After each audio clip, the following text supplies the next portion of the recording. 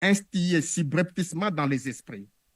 Ces procédés semblent d'ailleurs caractériser sa communication publique constante à chaque fois qu'il est demandé au Rwanda de justifier son attitude envers le Congo. Pour des raisons d'ordre didactique, je vais procéder à l'examen des lacunes intellectuelles inhérentes au raisonnement du Rwanda par regroupement thématique en les exposant de manière schématique sous 5 rubriques. Il va sans dire que chacun de mes collègues ou confrères qui vont suivre aujourd'hui et demain, bien entendu, nous prendrons la parole à 4, se chargera d'une manière ou d'une autre des détails sur des aspects spécifiques de notre plaidoirie générale. La première des dites rubriques consiste simplement à indiquer qu'il se dégage beaucoup de convergences parallèles entre les thèses soutenues par les deux parties en présence, au point de ne plus en appeler à un quelconque débat de fond à propos des développements qui s'y rapportent. La deuxième regroupe un certain nombre de biais cognitifs qui démolissent de manière fracassante les piliers de la matrice conceptuelle qui sert de fil conducteur à l'argumentation générale du Rwanda.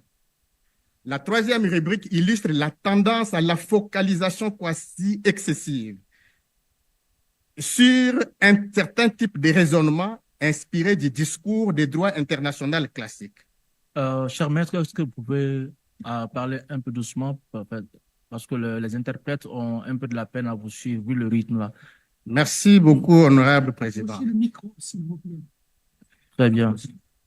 Je dis tendance à la focalisation quasi excessive sur un certain type de raisonnement inspiré du discours des droits international classiques. Et bien entendu, cette tendance est caractérisée par un excès de formalisme qui fait du discours rwandais une simple litanie de mots et de signes incantatoires parce que totalement désincarné de la réalité des faits. La quatrième illustre les phénomènes de mobilisation caricaturale et sélective de la pratique propre à la Commission africaine des droits de l'homme et des peuples. En 2003, une décision défavorable à ces derniers sur des préoccupations du même genre. Et il serait pour cette raison tout à fait naïf d'attendre de la part du Rwanda une quelconque analyse crédible lorsqu'il invoque les décisions de la Commission. Un jugement éthique, le déficit de probité, d'honnêteté intellectuelle qui affecte l'utilisation d'un point de vue scientifique des sources d'autorité par le Rwanda pour appuyer ses prétentions. Monsieur honorable vice-président, honorable juge, le premier point de ma plaidoirie porte en effet sur les convergences parallèles cristallisées, posture radicalement offensive dans le cadre de cette instance. C'est cette attitude adverse révèle au final que sur plusieurs points et aspects déterminants, vous aurez entendu tout à l'heure que mon ami et collègue professeur Akande a précisé que la question de l'établissement du pourtour des différends est une question de fond et non de forme. Et pourtant, on l'invoque au niveau de la compétence et donc des exceptions préliminaires. Tel est notamment aussi le cas lorsque, par exemple, le Rwanda concède dans son mémoire sur les exceptions préliminaires, page 14, paragraphe 53, à la thèse congolaise en faveur de l'exercice d'une compétence extraterritoriale par des cours et tribunaux des droits de l'homme, dans des occasions précises telles que celles relatives à des situations impliquant un conflit armé en dehors du territoire de l'État défendeur. Mes collègues qui interviendront demain vont aussi démontrer à l'intention de la présente cour que s'agissant des questions relatives à la recevabilité, la prétention initiale du Rwanda consistait à asseoir l'irrecevabilité de la requête de la RDC sur la règle d'épuisement préalable des voies de recours internes. Or, sur ce point également, le renversement des tendances opérées par le Rwanda est un fait acquis. Il en est de même d'ailleurs de la prétendue litispendance et de son statut en droit international. Monsieur le vice-président, honorable juge, il est symptomatique de vous prévenir déjà ces stades d'intervention de la RDC au cours de ces procès que le Rwanda fait diversion ou acquiescer au moyen d'un silence circonstancié. C'est le cas lorsqu'il est confronté à des allégations dont la véracité lui semble simultanément indiscutable et embarrassante. À cet égard, il est un génocide contre les ethnies Hutu et Nindu en tant que circonstance servant d'arrière-base psychologique à des croisades militaires en cascade du régime de Kigali dans la partie est du territoire congolais. Cette affirmation a été réitérée dans ses observations à la diptyque du Rwanda, page 22, paragraphe 58, en mobilisant pour les besoins de la démonstration un extrait pertinent du rapport du groupe d'experts des Nations Unies du 31 mai 2024, explicitement confirmé de nouveau que le M23 et la Rwandan Defense Force continuent, je cite, à punir les civils qu'ils soupçonnaient de collaborer avec les groupes armés ennemis, en particulier les Hutus, perçus comme proches de FDLR ou de Nyatura. C'est d'ailleurs pour cette raison qu'ils les ont exécutés, torturés, détruit leurs villages, pillé leurs biens ou les ont détenus de manière arbitraire. Il importe d'ailleurs d'ajouter à cette constatation le fait que la RDC insistait déjà dans son mémoire en réplique, page 30, paragraphe 74, sur la responsabilité du Rwanda dans le massacre des populations congolaises le 28 et le 29 novembre 2020 à Kishiché et à Bambo dans les territoires de Rutshuru, massacre établement un projet d'épuration ethnique. Honorable vice-président, il est désormais difficile de ce point de vue de nier que les violations graves et massives, flagrantes des droits de l'homme, orchestrées en RDC par le régime rwandais, ne peuvent être justifiées que dans le cadre de l'exécution d'un plan génocidaire savamment élaboré et planifié systématiquement avec méthode de détermination depuis Kigali. C'est en réalité la concrétisation d'une stratégie ethnique de certaines populations civiles, lesquelles forment des groupes bien ciblés en fonction de leur appartenance ethnique déterminée, en plus d'être localisés dans un périmètre géographique parfaitement identifiable qui est à l'origine du Congo. J'en viens maintenant au point suivant de ma plaidoirie rwandaise. Honorable vice-président, des pensées trompeurs et faussement logiques.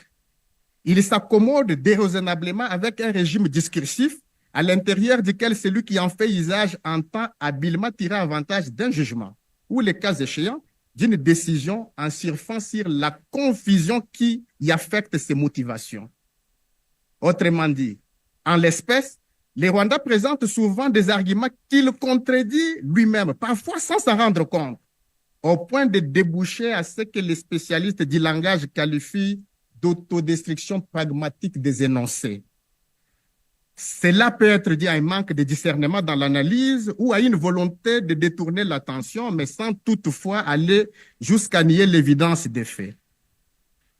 Limitons-nous à quelques exemples, au moins 3 à ce stade d'intervention pour illustrer ce que je viens de dire.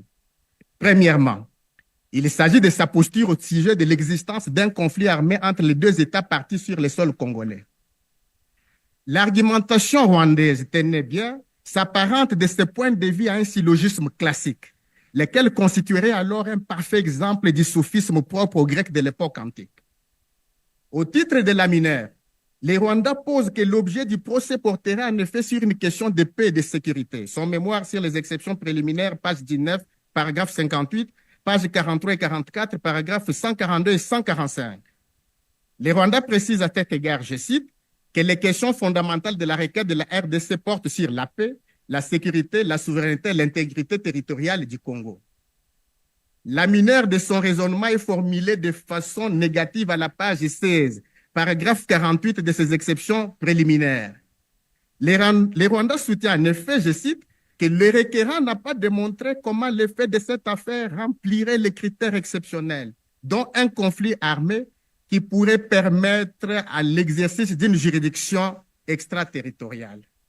Et c'est donc sous la forme d'une conclusion que les Rwandais soutiennent la page 35, paragraphe 111 de ces exceptions préliminaires, ce qui suit. Je cite, « Il va sans dire que l'État défendeur demande l'existence d'un tel conflit et ne peut être tenu pour responsable des troubles dans la vie. Il n'existe pas de conflit armé qui empêcherait aux requérants ou les personnes qu'ils représentent d'exercer ces recours internes. » Honorable vice-président, sans préjudice des compléments apportés à travers les observations à la diptyque du Rwanda, les mémoires en réplique de la RDC rapportent à la page 37, paragraphe 101, un extrait de l'un des discours du président Paul Kagame admettant en des termes à peine voilés la présence des forces spéciales rwandaises sur le territoire du Congo. Si cela est évident, qu'est-ce qu'on peut appeler un conflit entre deux États? Par ailleurs, la sinistre actualité en cours, relayée par les médias du monde entier, que tout le monde sait voir entendre, sauf le Rwanda, ne vient-elle pas parfaitement corroborer le point de vue de la requérante? En deuxième lieu, la contradiction qui affecte la position du Rwanda, c'est l'incompatibilité de la requête de la RDC avec l'acte constitutif de l'Union africaine. Voir son mémoire sur les exceptions préliminaires, page 21, paragraphe 64. On y reviendra en détail demain en démontrant combien le Rwanda s'efforce d'instaurer, en invoquant hors contexte une certaine jurisprudence de la Cour des CEIA. Et en troisième lieu, ça fait allusion à la règle de la protection diplomatique qui heurte le principe de cohérence et de rigueur. En bref, le Rwanda avoue lui-même, je cite, Rwanda dit, la thèse de l'État défendeur n'est pas que la requérante exerce la protection diplomatique, mais simplement que la similitude de sa plainte avec la protection diplomatique traditionnelle fournit une raison supplémentaire de se soumettre à la règle exigeant l'épuisement des voies de recours internes. Cependant, cette loi qui pose en un sous-titre 3 que l'affaire de la requérante, qui pose en un sous-titre 3 que l'affaire de la requérante constitue un exercice de la protection diplomatique qui nécessite l'épuisement des voies de recours. Par ailleurs, comme par effet dans cette dernière honorable juge, je voudrais à présent vous démontrer un fait particulièrement troublant. Et quand vous suivez la plaidoirie de mon collègue, mon très cher collègue, professeur Dakpo Akande ce matin, vous vous en rendez compte qu'en réalité, les Rwandais ont un formalisme excessif. Cela m'amène à poser une simple question. Cela m'amène à poser une simple question. Sommes-nous ici devant une section ou un appendice de la Cour internationale de justice ou nous sommes devant une juridiction africaine autonome ayant pour compétence de traiter des questions de droits de l'homme? Pourquoi? Parce que d'une manière générale, les Rwandais adoptent et consolident la conception contemporaine des droits de l'homme. De ce point de vue, l'égalité formelle comme ses vertus à les revendiquer les Rwandais. À titre d'exemple, toute la démonstration du Rwanda sur la compétence matérielle de la Cour des CEIA est une transposition mécanique et même sans discernement de ce qui se passe devant la Cour internationale de justice. La jurisprudence mobilisée par les Rwandais est exclusivement celle de la Cour internationale de justice, soit celle de la Cour permanente de la justice internationale. La doctrine que les Rwandais invoquent se rapporte exclusivement encore à la théorie et pratique du droit international général en rapport avec l'activité de la CIG. Vous pouvez lire dans ces exceptions préliminaires respectivement note 1, page 5, note 3, page 14, paragraphe 16, paragraphe 6 et 7 et j'en passe. Il n'y a donc nullement pas d'allusion à des références inspirées du droit international des droits de l'homme. Très explicitement, il faut de la Cour africaine des droits de l'homme et des peuples à l'appui de l'argument relatif à l'exigence différente. Page 10 à 23 de ces exceptions préliminaires. Alors que le Congo l'y avait invité en répliquant à son mémoire sur les exceptions préliminaires.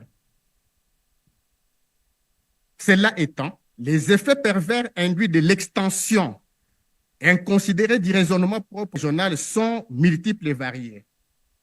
Premièrement, la démarche intellectuelle, votre mission première qui est celle de protéger les droits garantis aux individus par d'assurer des réparations aux personnes affectées par des violations de cette charte. En deuxième lieu, la rigidification des conditions d'accès à la Cour qui pourrait découler de la priorité accordée aux standards procéduraux stricts dans cette perspective aurait caractère de la compétence. L'application de tels standards, lesquels sont strictement adaptés aux contentieux interétatiques, risquerait par ailleurs d'entraver l'accès des victimes à la justice en créant des obstacles artificiels aussi super suivis, consacrerait de facto une réduction de l'impact normatif des droits de l'homme dans l'imaginaire collectif. Il convient de rappeler à cet égard que la jurisprudence constante de votre cours est très évolutive. Or, en tant qu'il s'agrippe par ailleurs de nature à démanteler le potentiel évolutif du discours sur les droits de l'homme, garanti par la Charte africaine ou tout autre instrument pertinent et relatif aux droits de l'homme dont votre cours est compétente. En quatrième lieu, la référence à des idées telles que négociations préalables en vue de cristalliser un différend, épuisement préalable des recours dits régionaux internationaux relève d'une série d'astuces ayant pour objectif d'affaiblir la montée en puissance d'un mécanisme crédible et affranchi de l'autoritarisme des États en matière de protection et de promotion des droits de l'homme. Cela me ramène à mon dernier point, à mon avant-dernier point, portant sur le dilettantisme inhérent à l'attitude du Rwanda vis-à-vis de la Commission africaine des droits de l'homme et des peuples. Honorable vice-président, honorable juge, le dilettantisme illustre une posture morale ou intellectuelle qui se distingue par un défaut de constance dans l'affirmation des jugements ou des valeurs que l'on défend. Et un dilettante vit dans une sorte d'extraversion morale dans la mesure où il ne sait pas, tout comme il ne croit même pas sincèrement à ce qu'il recherche. Malheureusement, le Rwanda est en l'occurrence contraint par la force des circonstances de se comporter de la sorte. Pour preuve, le Rwanda fait malignement d'ignorer les rapports de complémentarité intrinsèquement consacrés entre votre cour et la Commission africaine des droits de l'homme et des peuples. Il ne parvient même pas à assumer le fait que la création de cette cour vise, aussi bien à partir de son préambule que de son article 2, à renforcer la mission de la Commission africaine des droits de l'homme et des peuples. Je passe sur des arrêts que votre cour a rendus en indiquant la relation qui existe effectivement entre la Commission et la Cour des séances.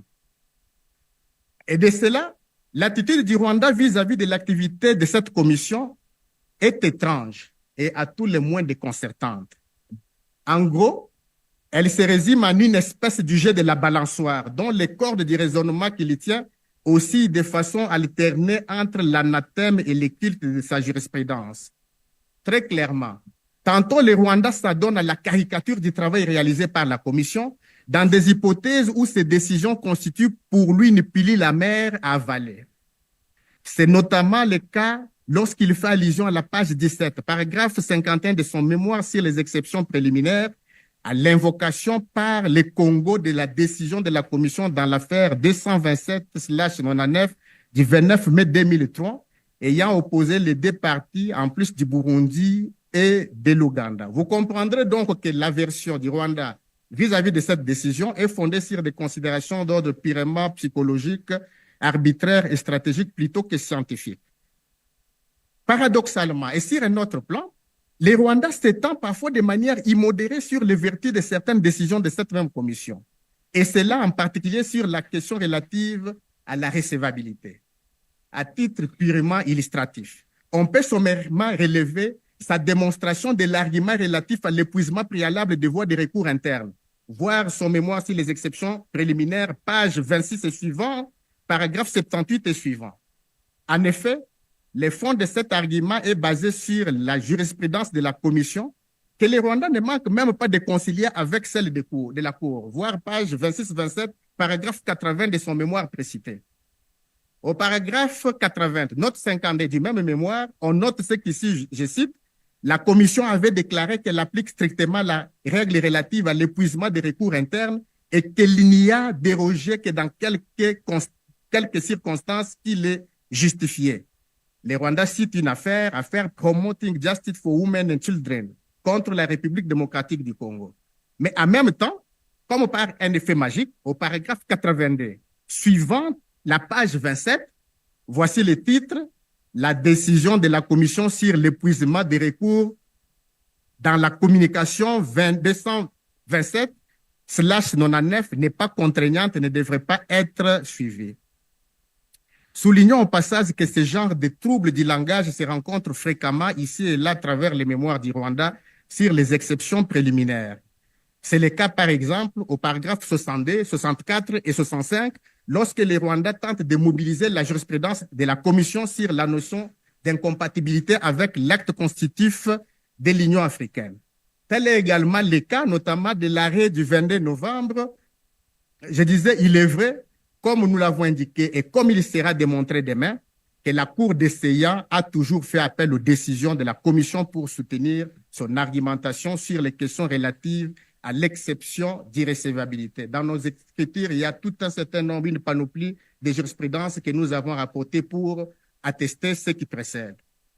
Honorable vice-président, honorable juge, j'en viens à mon cinquième et dernier point, qui porte sur les déficits de probité et d'honnêteté intellectuelle en tant qu'impératif éthique de l'agir communicationnel dans le cadre d'un débat judiciaire de haut niveau. Il existe des présupposés à très forte dose éthique qui sont incontournables au fondement de la validité de tout type de discours qui se produit dans le cadre d'un débat contradictoire de cette nature. Les défauts de leur observance entraînent inévitablement le discrédit des prétentions affichées par celui des protagonistes qui les portent. Or, la structure topique de l'argumentation rwandaise est de ce point de vue affectée d'un vice rédhibitoire qui reflète son instinct de ruse et de mauvaise foi tout au long de cette procédure. Il se traduit en effet par les phénomènes que les initiés qualifient de maspérisation.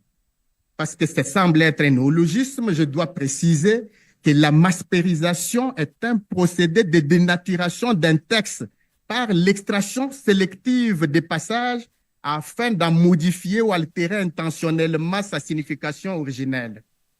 La maspérisation consiste à couper délibérément et intentionnellement des passages pertinents d'un ouvrage ou, en l'occurrence, d'un texte juridique sans les signaler, ou tout simplement en les substituant malicieusement par d'autres qui lui sont étrangers, afin de générer de manière fallacieuse une signification différente de son sens originel authentique.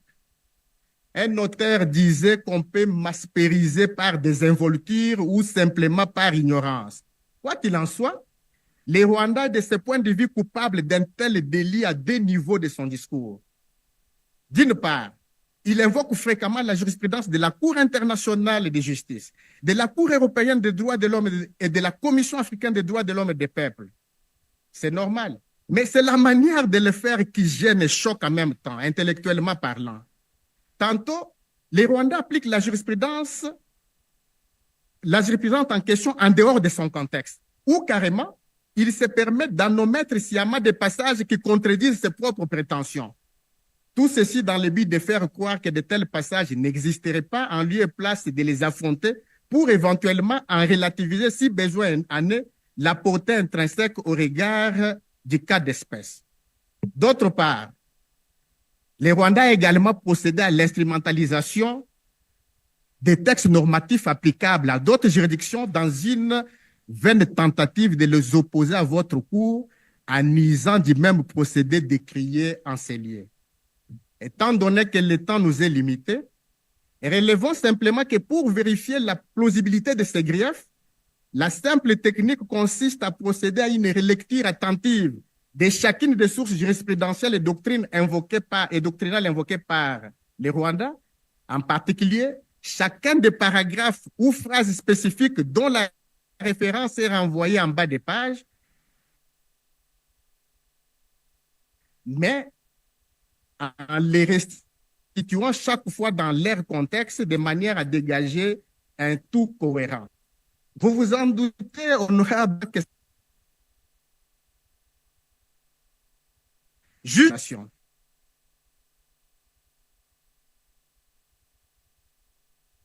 Les Rwandais de justice dans l'affaire des immunités et procédures pénales opposant la Guinée équatoriale à la France dans son document pour fonder sa prétention relative au recours abusif, qu'il a délibérément contraire de ce qu'il prétend.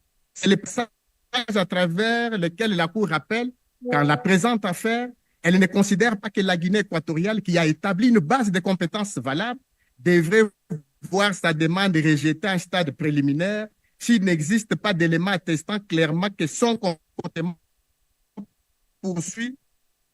pourrait procéder d'un abus de procédure. C'est très de ce que le Rwanda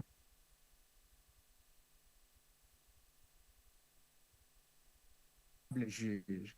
Il a également invoqué l'affaire du même ordre d'idées. Mais des interventions de notre plaidoirie sera consacrée à étayer méthodiquement et en détail chacun de cette plaidoirie. D'accorder la parole au prince, nous viendra vous expliquer exposer ça, les faits de l'Est.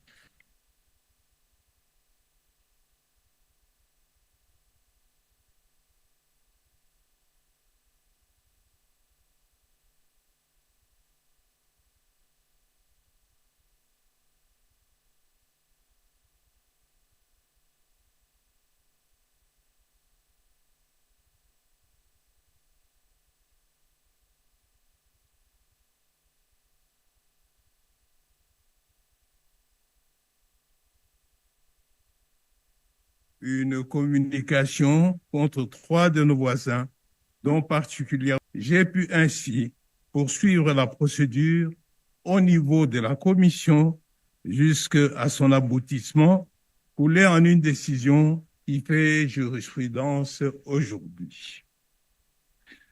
Aujourd'hui, j'ai encore l'insigne honneur, à presque 30 ans de distance, de m'adresser à votre auguste cour, la plus haute instance de promotion et de protection des droits de l'homme en Afrique. Le constat est amer.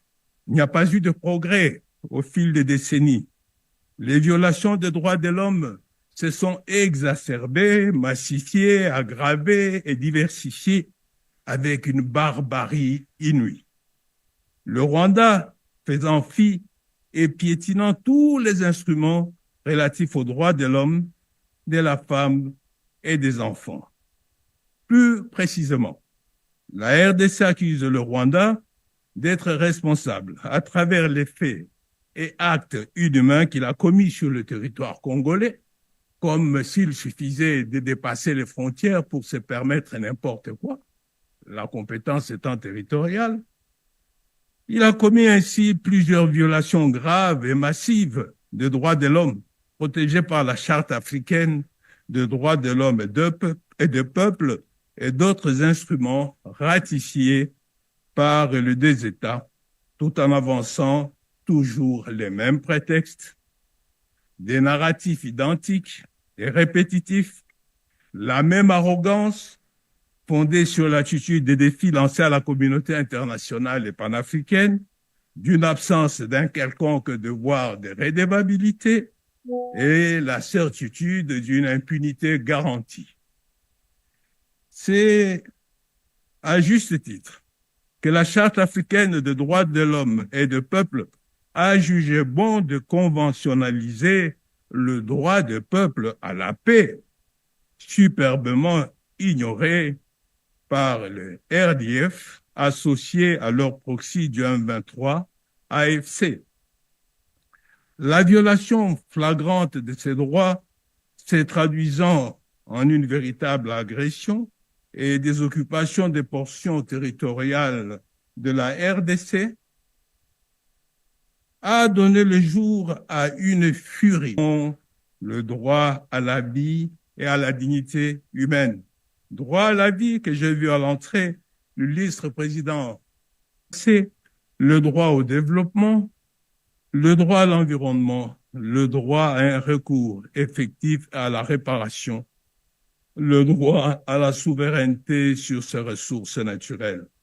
À vrai dire, et à y regarder de près, toutes ces violations gravissent et réellement dans le cadre d'un plan génocidaire bien réfléchi, subrepticement structuré, sournoisement et malicieusement couvert par le prétexte sécuritaire.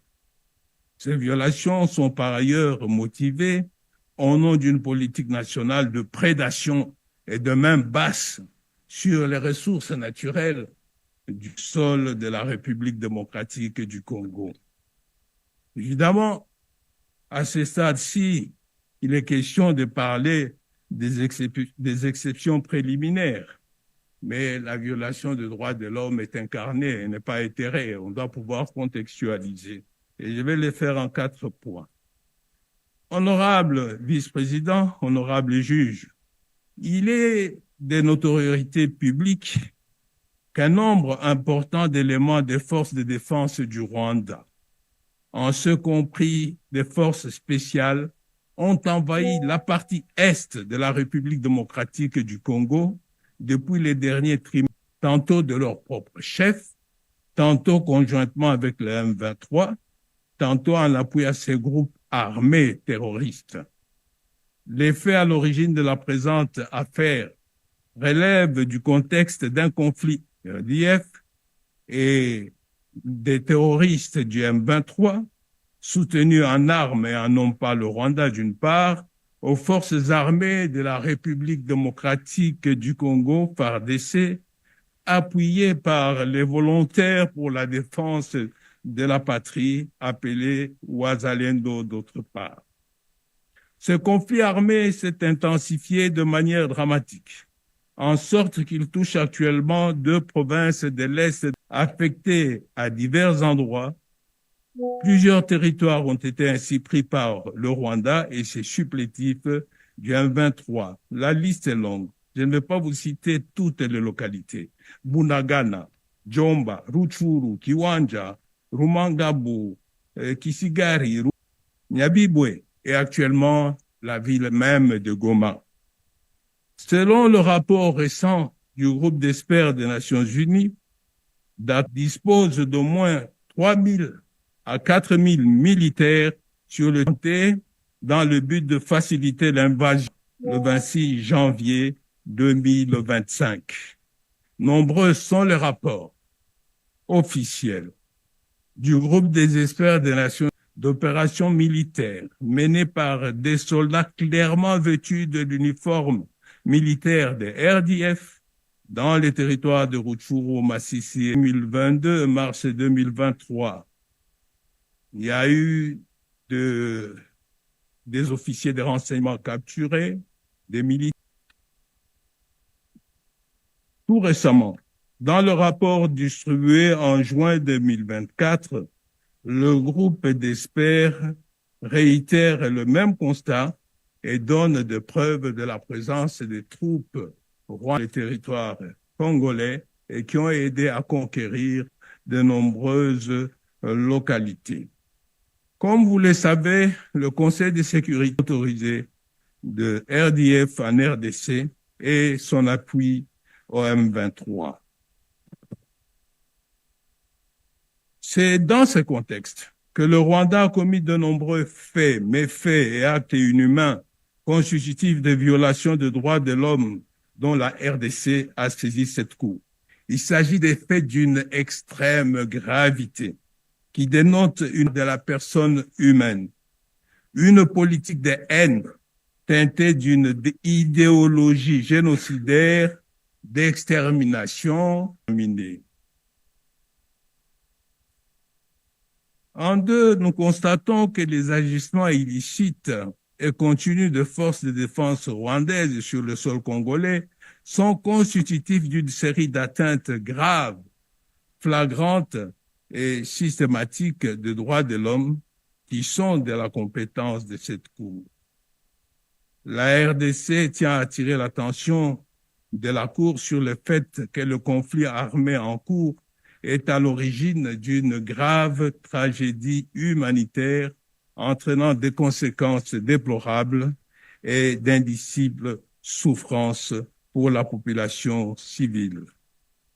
Plus de 2 millions pour la seule province du Nord Kivu, auquel il faut s'ajouter les 300 000 déplacés dans la périphérie de la ville de Goma. Les déplacés internes, ils sont soumis à des conditions de vie inhumaines et à une mort lente, on dirait une mort programmée. Des cas de choléra, de propagation du VIH-Sida et de la variole de monkeypox, Mpox, ayant affecté particulièrement les camps de déplacés de Kanyaruchinga et de Mungunga, composés essentiellement de Hutus et de Hundé, sans oublier les victimes des bombardements indiscriminés de la part de RDF M23. Et je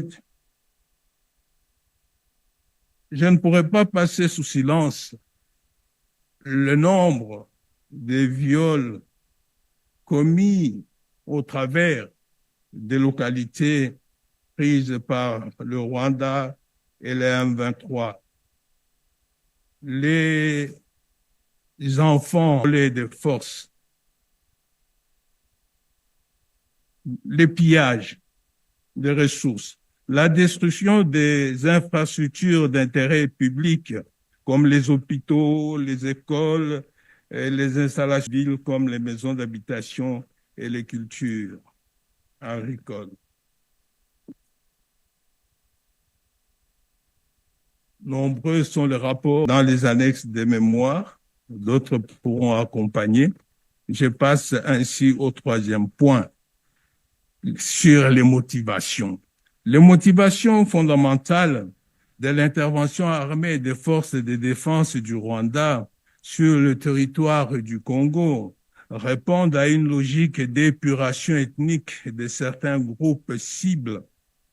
J'ai cité notamment les Hutus et les Houndés et d'autres, et de même que de la population congolaise, qui constituent purement et simplement des actes de génocide. L'idéologie génocidaire est perceptible pour désigner les populations et en particulier certains groupes ethniques cibles aux fins de leur extermination ou diminution. On les désigne ainsi, notamment en Kinyarwanda, du terme Ibichuchu, pour dire simplement idiot, ombre de même, personne moins intelligente. C'est également les pillages de ressources, parce que si vous mettez la cartographie des conquêtes territoriales sur la cartographie des ressources minières, des ressources précieuses et stratégiques congolaises, vous verrez que les deux coïncident. Et c'est là où c'est le cas notamment de Roubaïa.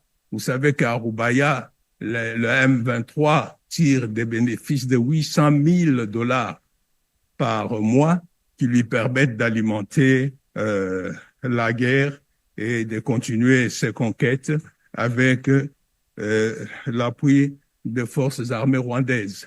De même que tous les minerais extraits prennent la route de Kigali, il y a même des routes qui ont été élargies et même de nouvelles routes construites.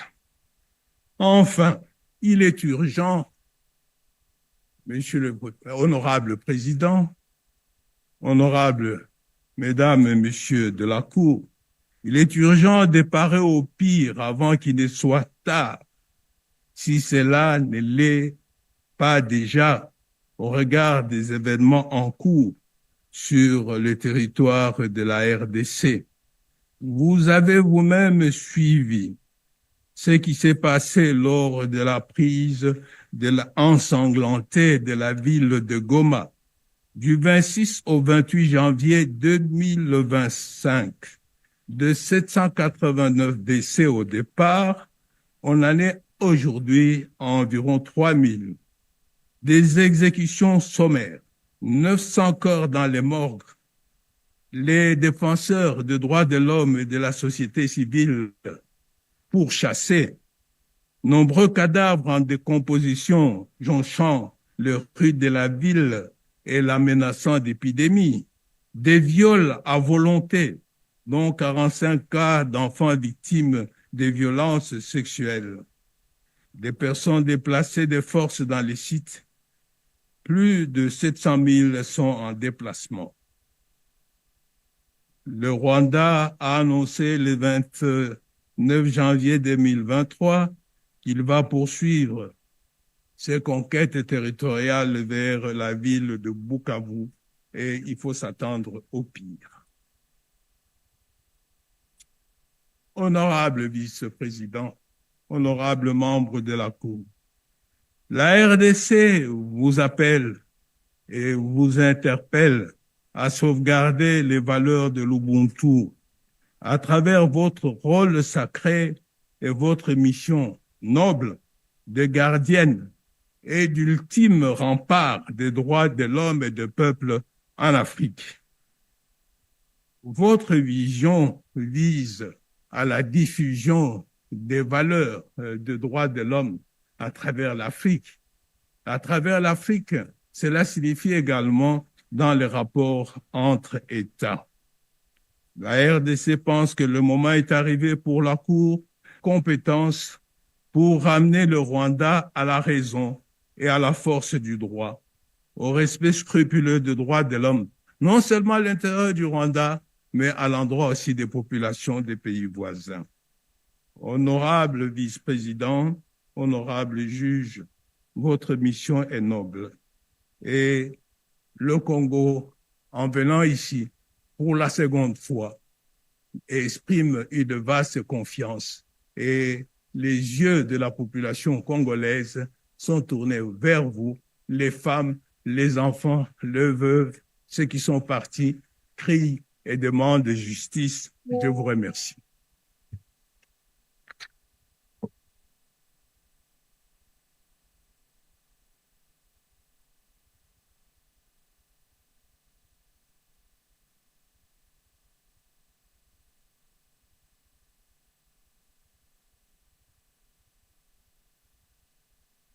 Monsieur le vice-président, honorable juge, c'est un honneur pour moi d'être devant vous ici et il me revient de pouvoir prouver la compétence matérielle de la Cour.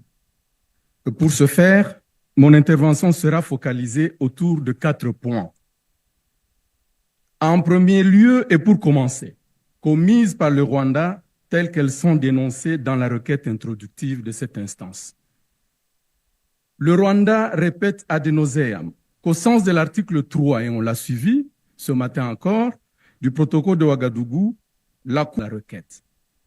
À l'appui de son raisonnement, il avance principalement qu'une affaire opposant les États, comme en l'espèce, doit être strictement limitée aux différends qui existeraient entre ces derniers au moment de l'introduction de la saisine de la Cour. Le requérance matérielle de la Cour des Séons est établi pour statuer en la présente affaire.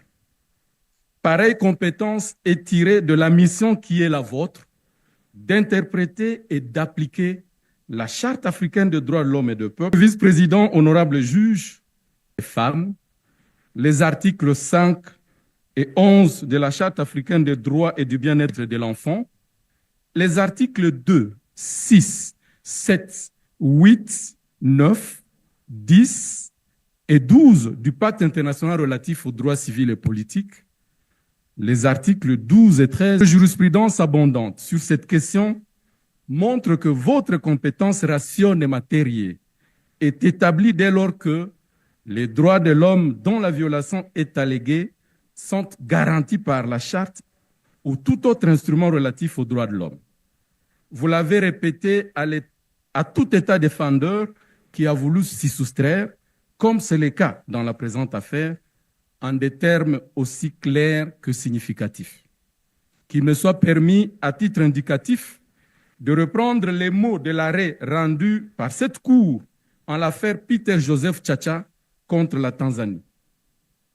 En effet, il a été jugé que, je cite, « Tant que les droits dont la violation est alléguée tombe sous l'autorité de la Charte ou de tout autre instrument des droits de l'homme ratifié par l'État concerné, la Cour exercera sa compétence dans l'affaire. » Fin de citation.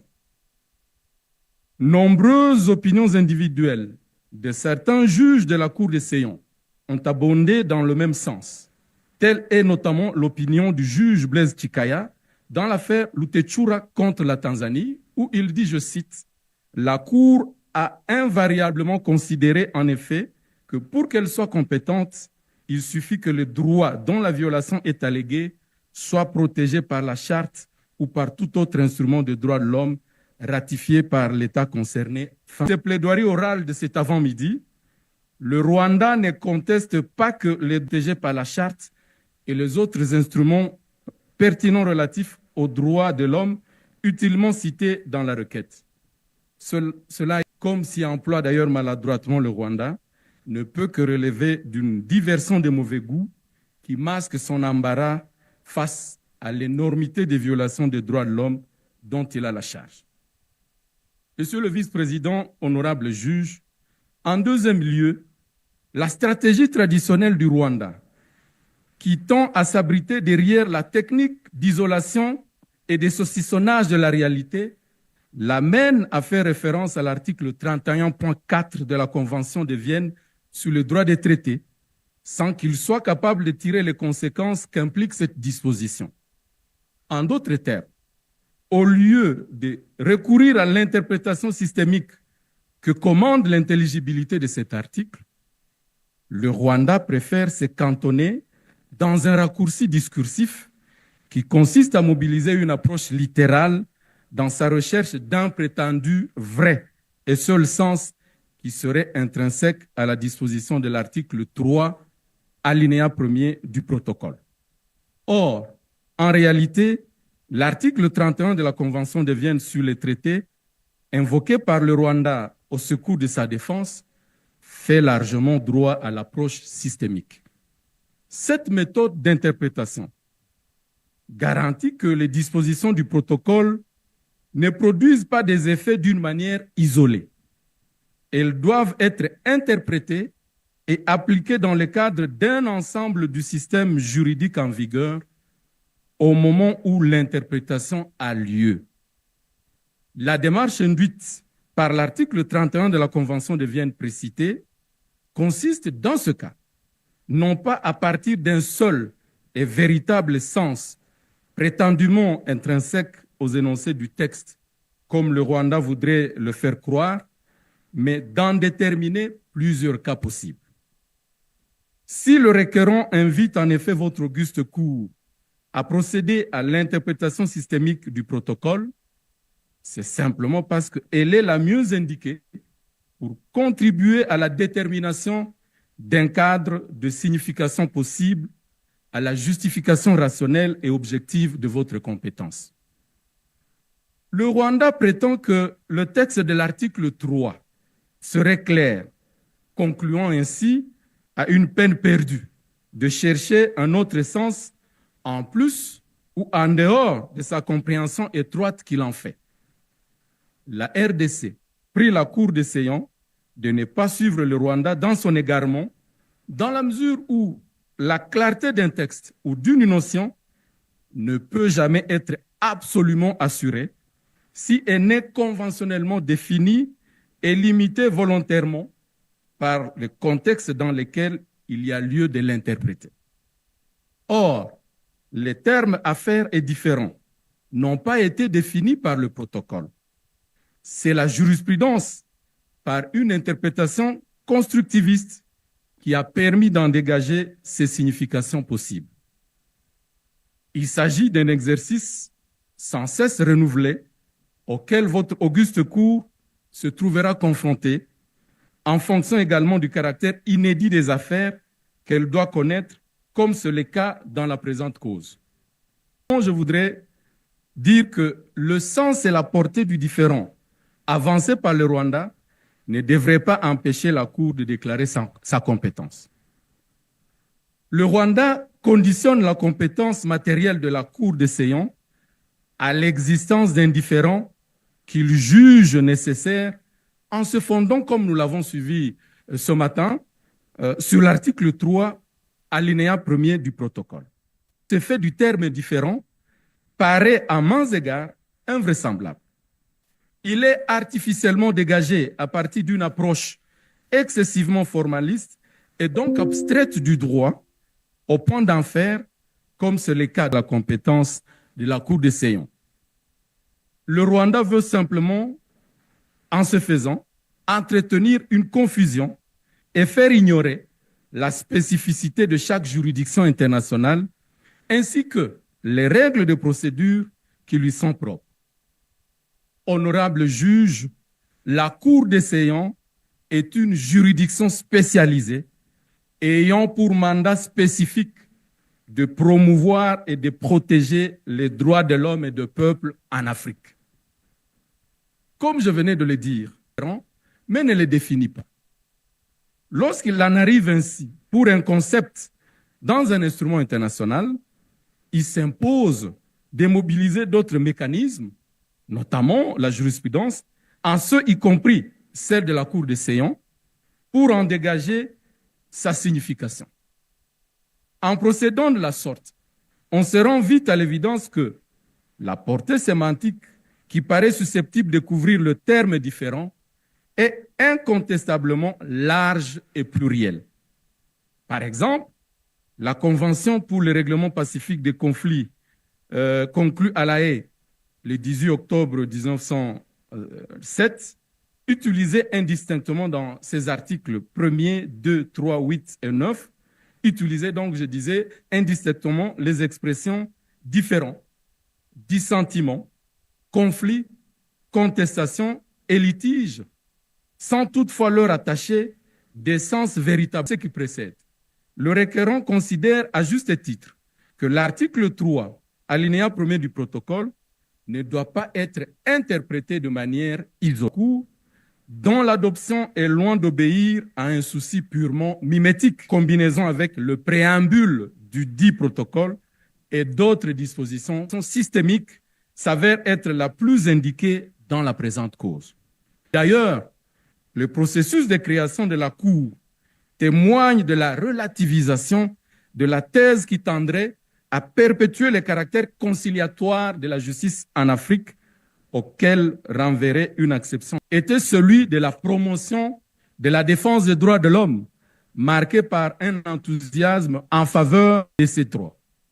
Il était dominé par le recul de l'exaltation de la souveraineté étatique et du principe de non-intervention dans les motifs de la promotion et de la protection des droits de l'homme, qui est question dans le cadre de l'instance.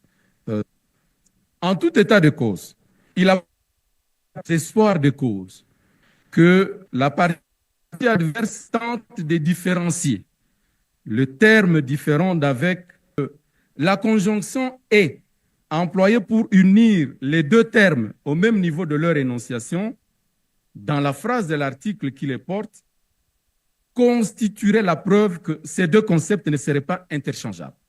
Il prétend en conséquence que l'équivalence de sens entre ces deux termes méconnaîtrait, je cite, la règle fondamentale d'interprétation des traités, selon laquelle un traité ne doit pas être interprété de manière à rendre certaines parties de son texte redondantes ou dépourvues de sens.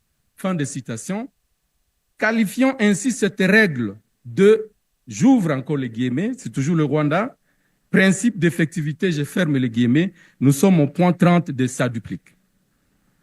Ce raisonnement est a priori séduisant par sa forme, mais il paraît en réalité relever d'un sophisme dans la mesure où le Rwanda oublie simplement que le premier principe d'interprétation consacré à l'article 31.1 de la Convention de Vienne sur les droits des traités commande avant tout le recours au sens ordinaire à trouver au terme du traité dans leur contexte et à la lumière de son objet et de son but. En d'autres termes, toute autre tentative d'un recours à l'article 31, alinéa 4 de la même convention, et donc à un sens particulier, serait exceptionnelle en ce que cet article dispose, je cite, un terme sera entendu dans un sens particulier s'il est établi que telle était l'intention des parties, fin de citation. Or, visiblement, il est difficile d'administrer la preuve de l'existence d'une telle intention spécifique dans le cadre de l'interprétation de l'article 3, alinéa 1er du protocole régissant la présente Cour. Le Rwanda serait aux abois en persistant sur cette voie. C'est la raison pour laquelle, en lieu et place d'une telle démonstration, il a carrément préféré l'assimilation des situations entre la Cour africaine des droits de l'homme et des peuples et la Cour internationale de justice, imaginant que le formalisme qui caractérise la procédure devant celle-ci s'appliquerait également et mécaniquement devant celle-là dans un contentieux des droits de l'homme et des peuples. Étant dépourvu de toute base juridique dans le droit et la pratique de la Cour des Seyons, cet argument du Rwanda doit être purement et simplement rejeté dans son ensemble. Et pour raison, le défendeur insiste éperdument sur la conjonction « et » qui existe entre les termes « affaire » et « différent » pour tenter de lui conférer un sens qui ne saurait être accepté dans la présente affaire.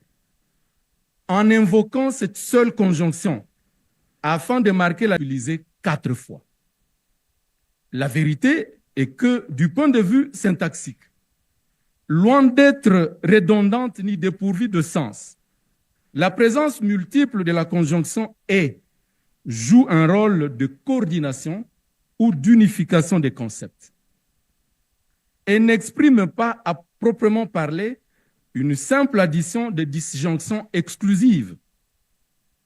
En effet, la première énumération de la conjonction « et » entre affaires et différents, qui sont d'un même niveau syntaxique, coordonne, unifie 2 termes dont la portée sémantique ne peut être distinguée. Il en serait par exemple autrement si l'article aurait utilisé une virgule avant la conjonction « et ». Ainsi, si la disposition aurait été écrite comme suit, je cite, « La Cour a compétence pour connaître de toutes les affaires, virgule, et de tous les différends », le sens ne serait pas le même. Très concrètement parlant, si le protocole voulait marquer la différence sémantique, il aurait fait précéder la conjonction « et » d'une virgule, ce qui n'est pas le cas en l'espèce. Il en serait également différent si nous nous retrouvions devant la répétition de la conjonction « et » pour marquer la différence entre les termes énumérés. Nous pourrions alors, en pareille hypothèse, consentir à une différence de sens entre les 2 termes, notamment si la disposition était libellée comme suit. Je cite encore. La Cour a compétence pour connaître et de toutes les affaires, virgule, et de tous les différents, fin de citation. Le « et » aurait dans ce cas le statut d'une conjonction d'addition qui impliquerait évidemment des significations spécifiques pour chaque terme énuméré. Mais ce n'est malheureusement pas le cas. De toute façon, la carence du raisonnement rwandais saute aux yeux lorsqu'on déplace les jeux herméneutiques sur les autres usages de la même conjonction « et » reproduite peu après à travers la même disposition de l'article 3, alinéa 1er. L'on se rend facilement compte, par exemple, le deuxième emploi de la conjonction « et » qui existe entre les termes, l'interprétation et l'application joue la fonction cumulative du fait que les 2 termes s'articulent dans une trame de raisonnement judiciaire au moyen de laquelle ils sont reliés et même, peut-on dire, intégrés. La mission qui est confiée à la Cour des Seyons ne consiste pas seulement à interpréter, mais également à appliquer. Pour appliquer un texte, il faut d'abord en saisir le sens. Dans le cadre d'un contentieux des droits de l'homme devant la Cour des Seyons, l'application qu'elle fait de la charte, du protocole et d'autres instruments pertinents des droits de l'homme est l'aboutissement de l'interprétation. Le 3e niveau de sens de la conjonction « et » dans la disposition de l'article 3, alinéa 1er, est précédé d'une virgule. Et ici, la conjonction « et » vient après l'énumération de la charte du protocole. Elle a un sens d'une conjonction d'addition, ce qui est différent de la première énumération dans le cas de l'expression « différent et affaire ». Par contre, la 4e conjonction « et » de la disposition joue le rôle d'une biconditionnalité, en ce sens qu'elle est appelée à exprimer une condition nécessaire et suffisante. En d'autres termes, il ne suffit pas que tout autre instrument pertinent relatif aux droits de l'homme existe. Il faut aussi remplir la condition d'être ratifié par l'État concerné pour que la Cour des Seyons ait compétence de l'interpréter et de l'appliquer à son égard. Cela signifie que la Cour serait compétente si et seulement si tout autre instrument pertinent relatif aux droits de l'homme a été ratifié par les États concernés.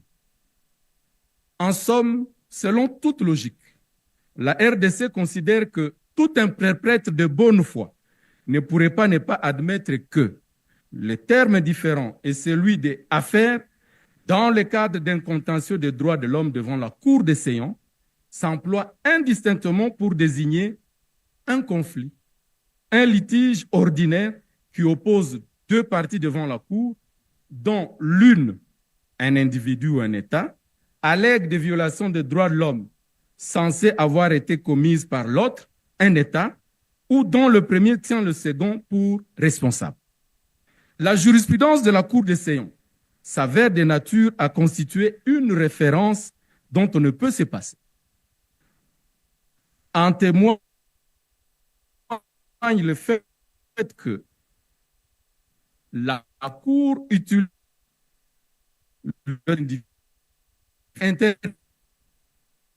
très significativement. Ce n'est pas par un fait du hasard que la Cour des Seyons a, dans son ordonnance du 7 mars 2024, rendu en la présente affaire, recouru uniquement au concept affaire. Et le Rwanda ne peut pas prétendre que les juges de la Cour ignoraient que ce litige opposait deux États. Si donc le terme différent avait une acception particulière dans le système de la Cour en matière de contentieux interétatiques, pourquoi la Cour en viendrait-elle à s'empêcher d'y faire allusion à cette occasion? Qui plus est, si la Cour a préféré utiliser le terme affaire, s'agissant du cas d'espèce dans son ordonnance, alors qu'elle avait sous les yeux les deux concepts, en vertu de quoi le Rwanda se permettrait-il de substituer au terme affaire celui du différend?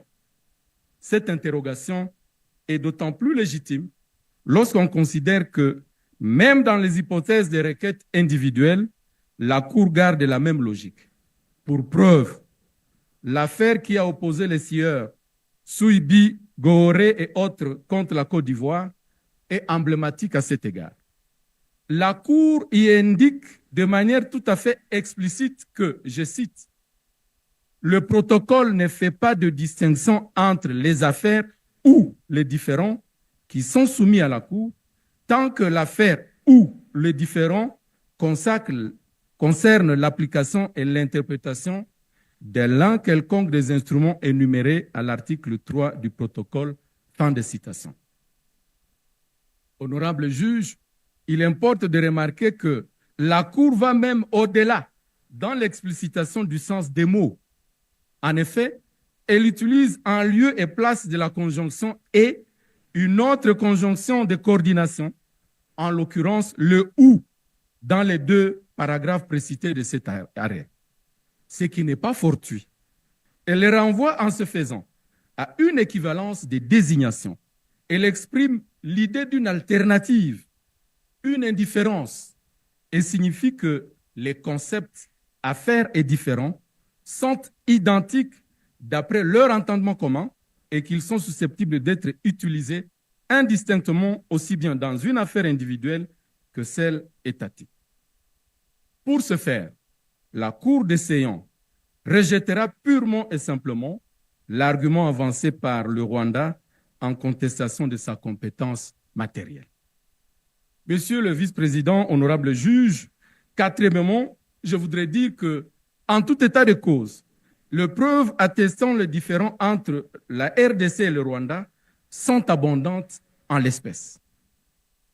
Le requérant voudrait plaider à titre purement subsidiaire pour démontrer que, même à supposer que par hypothèse, la Cour soit amenée à considérer que l'existence d'un différend au préalable constitue la condition d'exercice de sa compétence, la RDC affirme que les éléments attestant de l'existence d'un différend entre elle et le Rwanda sont innombrables.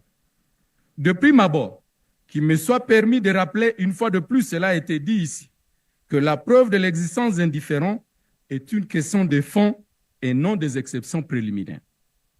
Mais même alors, parce que le Rwanda affiche l'illusion d'être habile sur cet aspect, la RDC a rapporté à travers ses écritures de nombreux éléments qui établissent de manière tout à fait univoque l'existence d'un différend entre les deux parties au moment de la saisine de la Cour. Ils ont été renseignés dans la requête et le rappel des faits qui vient d'être donné par devant vous tout à l'heure a démontré le caractère continu d'innombrables violations flagrantes des droits de l'homme que le Rwanda s'évertue à contester, tantôt explicitement, tantôt implicitement. Le dernier épisode vient de se passer la semaine dernière à Genève, au Conseil des Nations Unies, qui, dans le point 3, 4 et 5 de cette résolution, je cite, condamne avec plus grande fermeté toutes les violations de droits, condamne fermement l'appui militaire des forces de défense du Rwanda au groupe armé M23, exige des forces rwandaises de mettre immédiatement fin à leurs violations de droits de l'homme. Fin de citation. Honorable juge, lorsqu'une résolution comme celle du Conseil des droits de l'homme utilise des termes comme condamne avec plus grand, exige, cela n'est pas facultatif. De toute façon, le point de vue de la RDC Rwanda sur les violations des droits de l'homme, dont le premier tient le second pour responsable, exprimé de diverses manières et à différentes occasions, sont manifestement opposés. À titre illustratif, nous relevons quelques faits ci-après. 1. Le jeu de l'autruche que joue le Rwanda. La RDC reproche au Rwanda d'envahir son territoire en utilisant le M23 qui y commet multiples violations des droits de l'homme. C'est une stratégie à laquelle il a recouru depuis plusieurs années en fabriquant de pseudo-rébellions qu'il contrôlait. AFDL, RCD, CNDP, M23-1.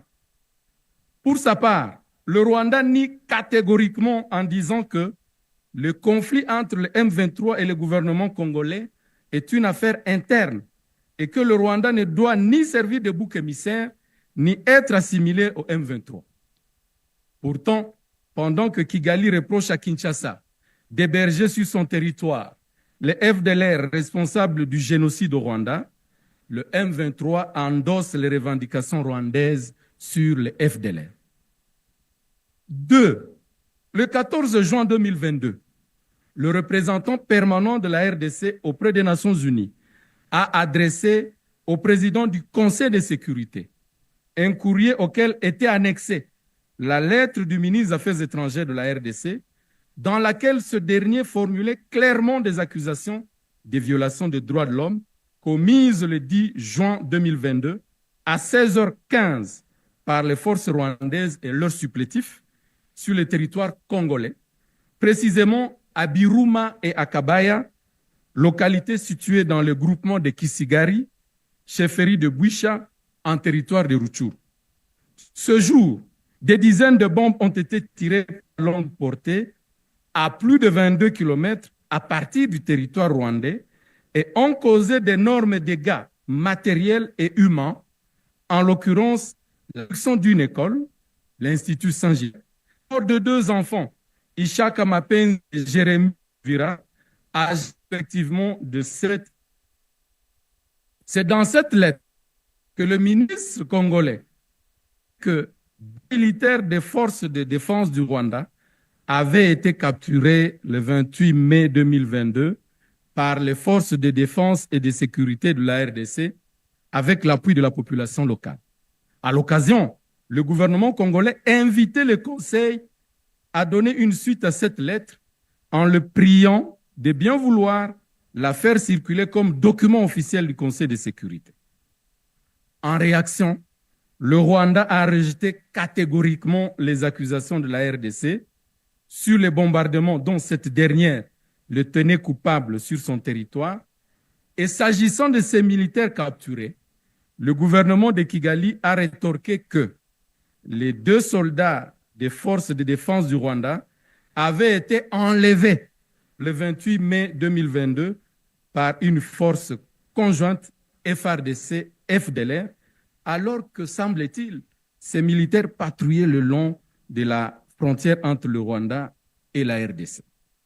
Troisièmement, et c'est à titre purement vraiment indicatif, au cours de sa séance, la séance du Conseil de sécurité tenue le 9 décembre 2022, le ministre congolais des Affaires étrangères a clairement mis en évidence la responsabilité du Rwanda dans le massacre des populations congolaises le 28 et le 29 novembre 2022 à Kishishe et à Bam. Président, honorable juge, la tragédie de ce jour, qu'il convient de nommer génocide de Kishishe, a été d'une particulière cruauté, dont la planification a accompagné des massacres systématiques des populations locales, essentiellement Hutus, poursuivis jusque dans leur dernier retranchement, y compris les malades dans les hôpitaux, les personnes cachées dans les écoles et dans les églises. Le Rwanda a exprimé, conformément à sa traditionnelle rhétorique, une opposition catégorique à cette accusation. Dans un communiqué publié le 22 décembre 2022, il proteste en ces termes, je cite, « Tenter de régler des situations complexes simplement en répétant et en amplifiant les fausses accusations du gouvernement de la RDC ne peut mener à une solution durable, notamment la médiatisation du massacre de Kishishe, une fabrication du gouvernement de la RDC qu'il a attribuée au M23 et qui s'est rapidement répandue sans enquête, alors qu'il y a des indications qu'il y a eu au contraire une confrontation entre le M23 et des groupes armés illégaux alliés au FARDC. Fin de citation. Monsieur le vice-président, honorable juge, il résulte de tout ce qui précède et surtout des affirmations contenues dans les écritures de la RDC que le Rwanda avait connaissance de ces allégations du requérant et a eu à réagir en protestant sur certaines accusations évidentes. Parfois, le Rwanda s'abrite expressément derrière un silence éloquent, notamment lorsqu'il lui est reproché de commettre un génocide sur le sol congolais. Pour toutes ces raisons, le requérant demande respectueusement à la Cour de Sion de rejeter les prétentions du défendeur et de se déclarer matériellement compétente. Tout en vous remerciant de votre attention, je vous prie, honorable vice-président de la Cour, d'accorder la parole à Maître Marcel Ouetchokonda pour plaider sur l'exercice de votre compétence territoriale. Et je vous remercie.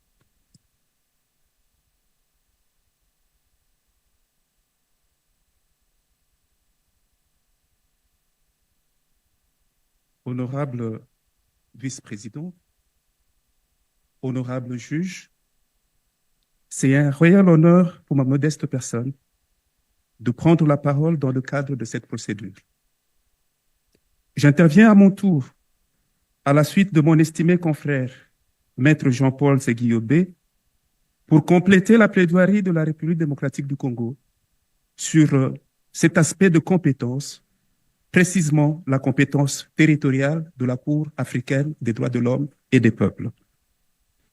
Il doit être précisé d'emblée qu'il ne s'agit donc pas d'aborder la question relative à la compétence extraterritoriale des juridictions nationales de l'État défendeur.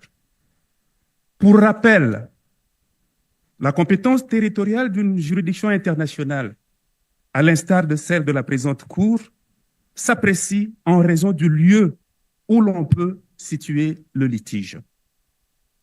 Dans le cas d'espèce, la question à laquelle il convient de répondre consiste à savoir si la Cour est ou non habilitée à statuer sur les violations des droits légués par l'État défendeur, alors qu'elle n'était pas sur le territoire, mais plutôt sur le sol congolais.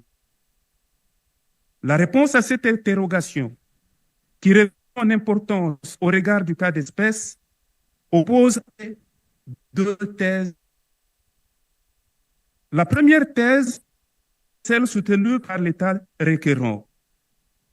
Elle consiste à répondre affirmativement en partant du fait que les violations des droits de l'homme susvisées ont été commises sur le territoire d'un État parti au protocole instituant la Cour de Sion.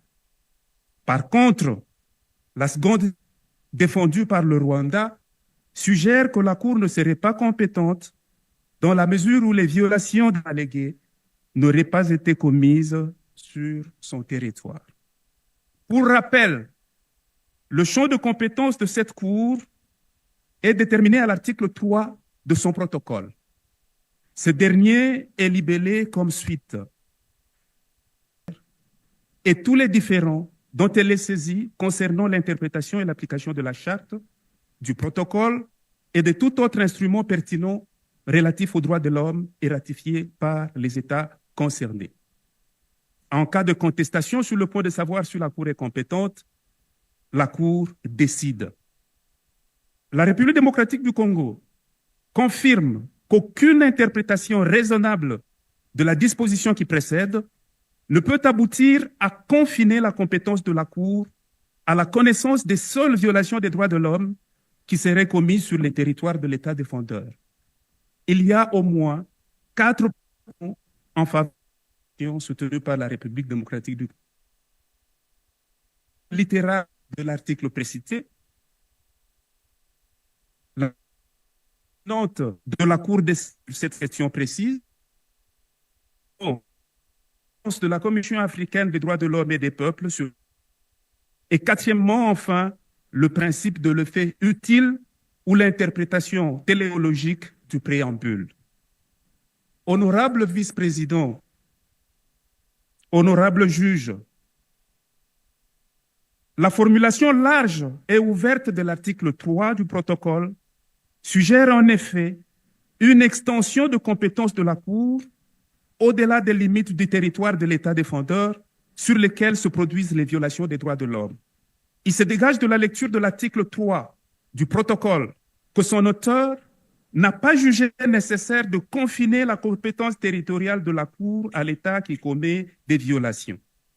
Au contraire, il a voulu très nettement se démarquer des auteurs de la Convention européenne des droits de l'homme et du Pacte international relatif aux droits civils et politiques, qui étaient tous deux animés de la volonté manifeste de limiter la compétence territoriale, respectivement de la Cour européenne des droits de l'homme et du Comité des droits de l'homme au territoire de l'État défendeur.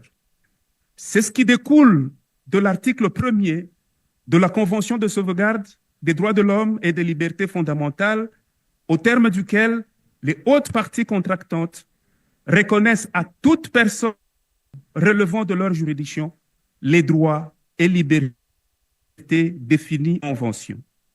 Il en est de même de l'article 2, paragraphe 1 du Pacte international relatif aux droits civils et politiques. Son pacte s'engage à respecter et garantir, se trouvant sur leur territoire, les droits reconnus dans le présent. Le moins qu'on puisse dire est que le fait que le protocole n'a pas circonscrit la compétence territoriale de la Cour à la juridiction, à l'instar de la Convention européenne, ou au territoire et à la compétence, comme le Pacte international relatif aux droits civils et politiques des États partis, n'est pas fortuit. Il traduit plutôt la volonté délibérée d'assurer une compétence territoriale élargie de la Cour qui l'institue. Cette position défendue par la République démocratique du Congo est corroborée par la doctrine autorisée en la matière. Pour preuve, défendue notamment par un auteur dont l'autorité